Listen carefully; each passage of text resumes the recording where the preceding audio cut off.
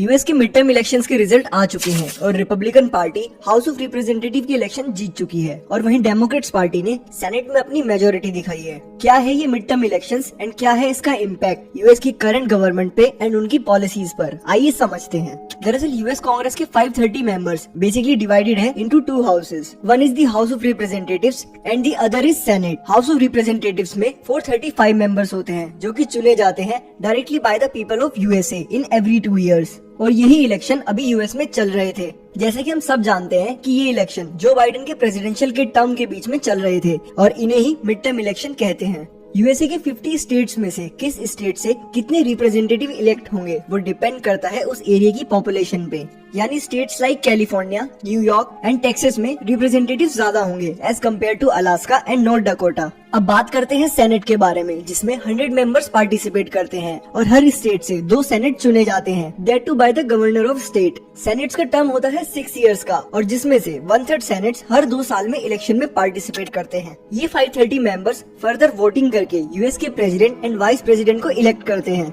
USA में 2 major parties हैं, जिसमें से ही ये representative, senates and further president and vice president को चूज किया जाता है। और उन 2 पार्टीज में से एक पार्टी है डेमोक्रेट्स, जिसमें Joe Biden, Kamala Harris and पहले बराक ओबामा भी थे, और दूसरी तरफ है रिपब्लिकन्स, जिसमें डोनाल्ड ट्रंप है।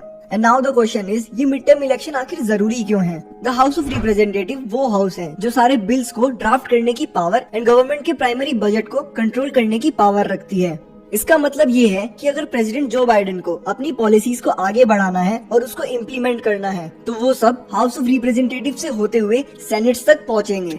और अब जहां सेनेट का कंट्रोल बाइडेन के डेमोक्रेट्स के पास है, बट हाउस ऑफ रिप्रेजेंटेटिव्स में अपोजिशन रिपब्लिकन पार्टी की मेजोरिटी है, तो ये मानना बिल्कुल भी गलत नहीं होगा कि बाइडेन की सारी पॉलिसीज पे अब अगले 2 सालों तक वीटो की तलवार लटकी रहेगी। और दोस्तों, इस मिड टर्म इलेक्शन का रिजल्ट देखा जाए तो काफी प्रिडिक्टेबल था, क्योंकि यूएस के सिटीजन्स जो बाइडेन की पॉलिसीज से बिल्कुल भी खुश नहीं थे। बाइडेन के फर्स्ट टर्म होने तक ही उनकी पॉपुलैरिटी 50% से भी नीचे गिर गई थी और अब सिचुएशन और भी ज्यादा खराब होती जा रही थी, जिसके पीछे कुछ रीजंस हैं। आइए उन रीजंस के बारे में जानते हैं। और जिसमें से सबसे पहला रीजन है USA support to Ukraine. Since the start of war in February, US ने यूक्रेन को ऑलमोस्ट $54 बिलियन का military and non military aid provide किया है, जो यूएस सिटीजन्स के अकॉर्डिंग अननेसेसरी एक्सपेंसेस हैं, एंड खासकर तब जब यूएस की इकोनॉमी खुद स्ट्रगल कर रही हो। और आईएमएफ की रिपोर्ट के अनुसार नेक्स्ट ईयर तक यूएस रिसेशन भी झेल सकती है। दूसरा रीजन है ग्लोबल ऑयल क्राइसिस। यूएसए ने रशिया एंड ईरान पे सैंक्शंस लगा के उनसे ऑयल इंपोर्ट करना बंद कर दिया है और सऊदी अरेबिया ने भी ये अनाउंस किया है कि वो अपना ऑयल प्रोडक्शन कम कर देंगे। और साथ ही यूएस जिससे अपना मैक्सिमम ऑयल इंपोर्ट करता है, जो है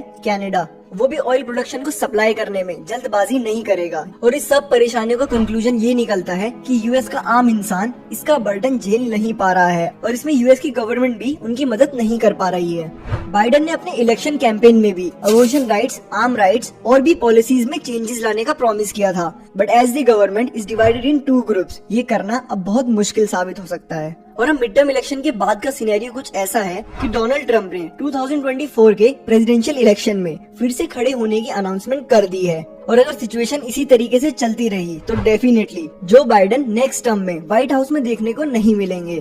अब आने वाले 2 सालों तक यूएस की क्या सिचुएशन रहेगी, या फिर दोनों ही पार्टीज एक दूसरे के अपोजिशन में ही रह जाएंगी, या फिर साथ मिलकर देश के लिए कुछ इंपॉर्टेंट स्टेप्स लेंगे, ये देखना बाकी है। तो दोस्तों, आपका इसके बारे में क्या कहना है कमेंट सेक्शन में कमेंट करके जरूर बताइएगा। और अगर वीडियो पसंद आई हो तो वीडियो को लाइक और चैनल को सब्सक्राइब करना ना भूलें।